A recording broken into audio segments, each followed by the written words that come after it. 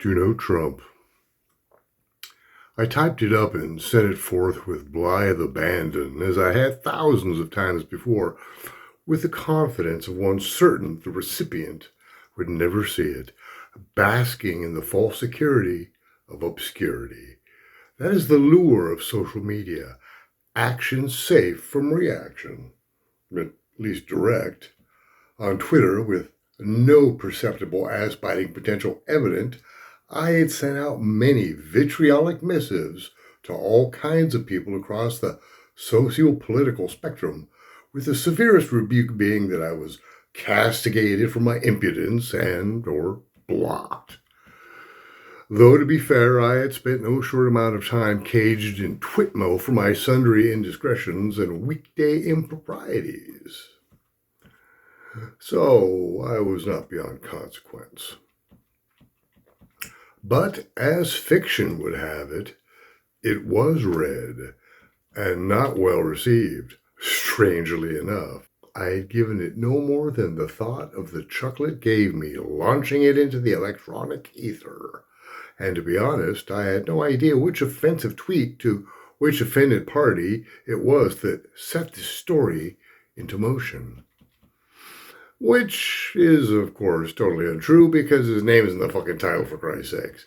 But it was too late. I'd written it and was amused enough by it to allow it to remain and fuel this pointless tangent. I don't know who's writing whom sometimes.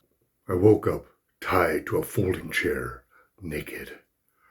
As it had eluded me in the real world, in my fiction, I'm in excellent shape. Six-pack abs, really good guns, solid 20 years younger, all my teeth, and they're almost luminous in their majesty. But the fucking hair, it's all back and better than ever. As good as Michael Douglas's hair on its best day, only longer. A couple of errant strands falling over my right eye, making me look positively adorable. Not only was I ripped, but my flesh glistened with spritzer water as I flexed against my restraints, my sculpted muscles bulging. The room around me was dark, and my perch sat in the circle of light of a single bulb on a dark wooden floor. There was a slight haze of smoke, giving the room an almost ethereal appearance, but no one was smoking, so I just included it for effect. Along the peripheries of my ring of light, I could make out the forms of men in black suits standing silently watching me. Though the room outside the light was completely dark, the men all wore dark glasses because it looked so cool, regardless of impracticality. Whether it's a good story or not, it should look fabulous. A distant door opened, and in the light of the room beyond, the silhouette of the fat man could be discerned. He strode into the room like a rooster, his corpulence puffed up as though a thing of pride and not the shameful overindulgence of too many Big Macs and too much K-fried C in a life of empty, pointless excess. As he walked purposely toward me, the door closed behind him, plunging him into darkness, causing him to stumble, then topple to the floor in a grunting thud and crash.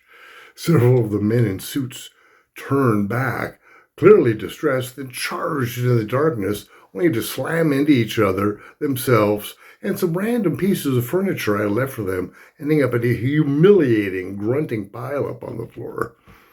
Removing their dark glasses, the flustered suits regrouped and escorted his fatuousness over to me.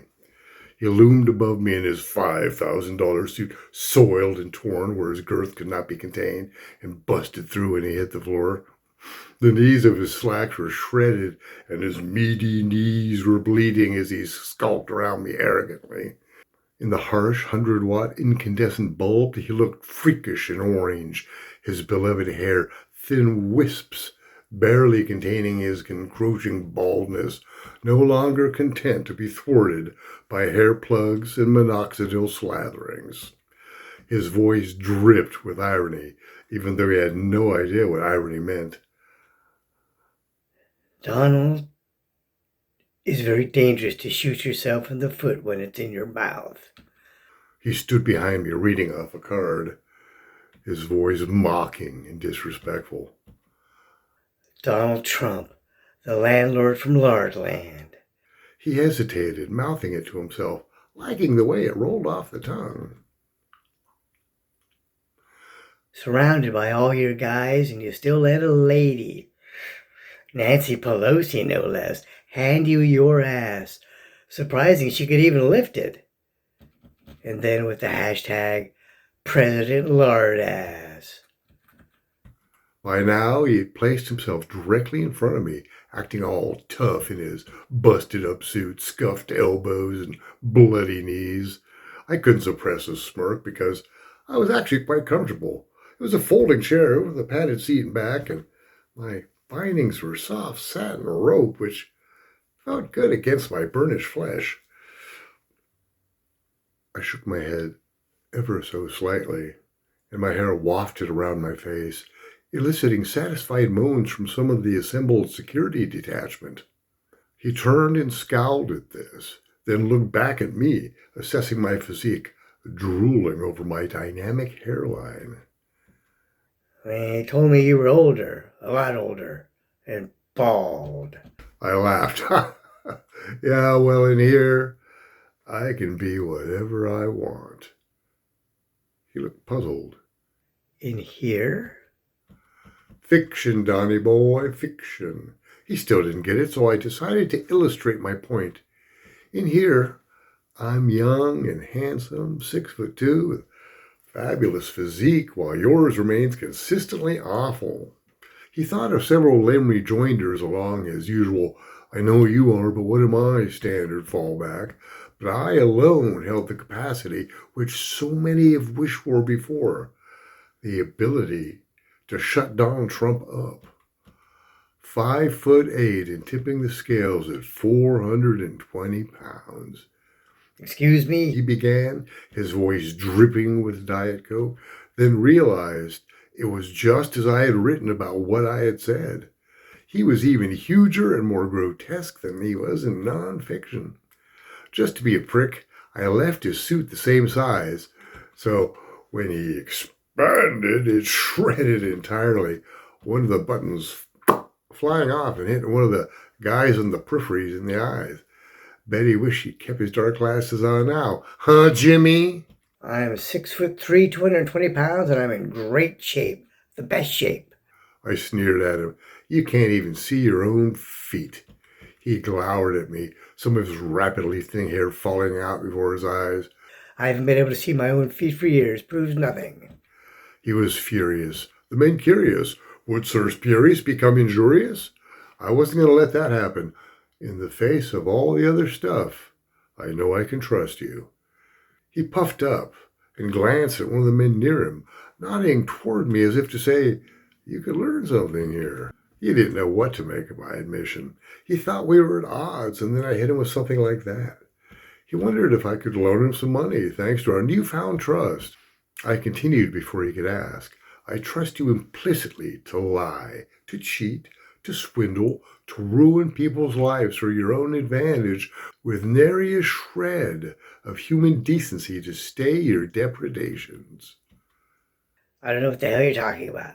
Best economy, strongest military, giving the boys everything they need to kick ass. Best border security, best jobs.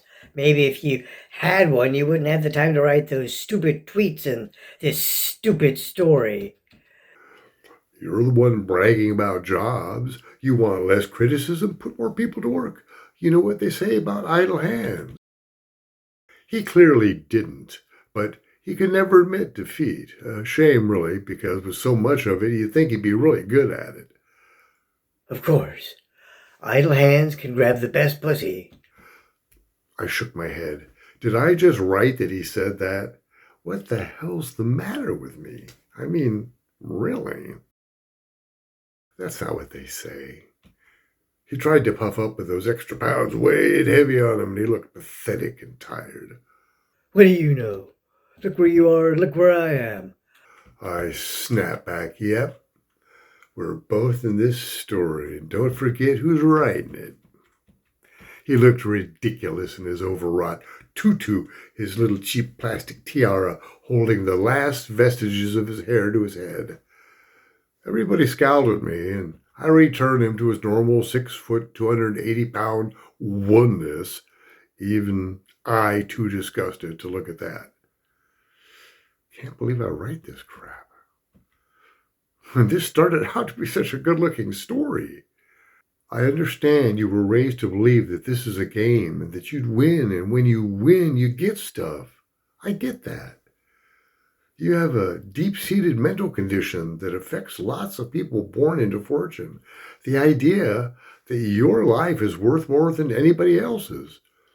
But the reality is that it isn't a game, and real people are really suffering so that men like you can play with their lives as movable pieces, disposable when no longer viable or profitable. You've always had your needs provided for. You probably don't even know how to drive a car. You've ridden in so many limos your whole life. You have no context for what the unwashed masses endure just to make it through the day. You have no clue. Thankful for my need to breathe, he jumped in. You can't blame me for wanting to live well. I inhaled fast and cut him off. I don't blame anybody for wanting to live well. The problem is you blame the poor for wanting to live well and punish them for seeking better lives. That is undoubtedly your most hated collective, poor people. They can't loan you any money, huh? I watched him as he looked around annoyed. He's standing there talking to me, his prisoner, and I'm the one seated. Just to make it more uncomfortable, I took him back up to 350 pounds, shredding his suit again. He looked at the men in suits surrounding me. Can somebody get me a fucking chair? He was distressed to realize that they were all cardboard cutouts of the well-suited men, and nobody was going to give him a chair. So I mercifully accommodated him.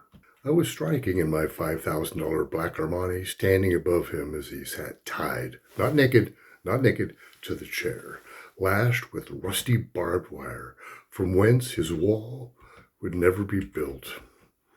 He glowered at me in his orange jumpsuit, which so matched his complexion that it became difficult to know where it stopped and he started. It suited him.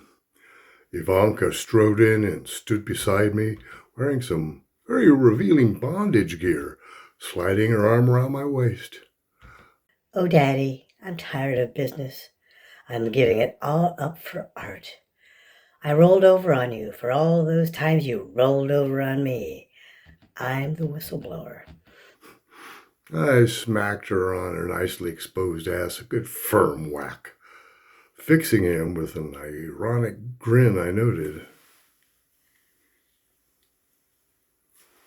When you write fiction, they just let you do that to them.